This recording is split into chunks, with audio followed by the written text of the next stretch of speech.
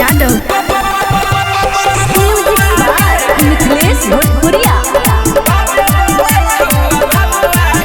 तोहर नाच देखैले छौ बैठल गे, बोली बोलै छही ऐठल ऐठल गे।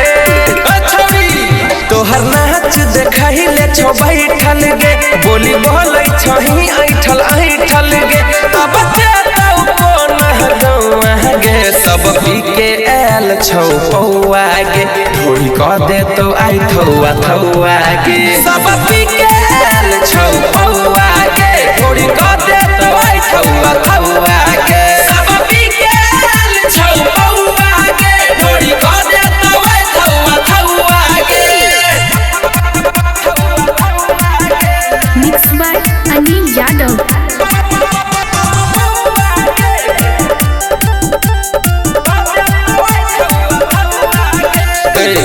टोला मोहल्ला में तोरे छियो चराचा, तोरा नचाबैले खूब के लिए गे खराचा।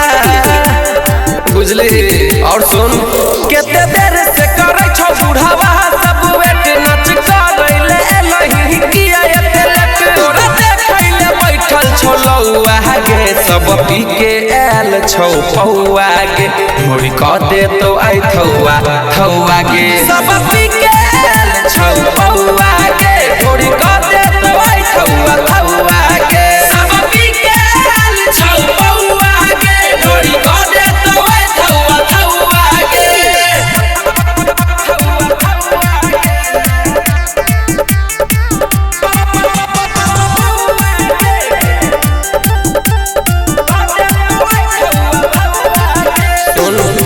गलती के ले एले नाच बहेरी गे, यहाँ के छौरा सब छै बड़ा कह गजेरी गे।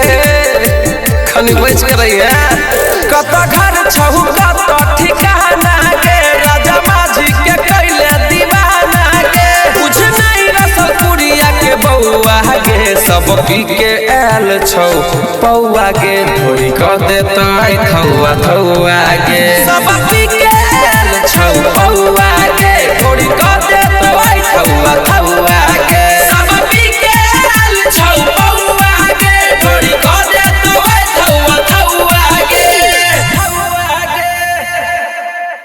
तोरा देखैले बैठल छौ लौआ गे, सब पी के आयल छौ पौआ गे, ढोल क दे तो आई थौआ थौआ गे। सब पी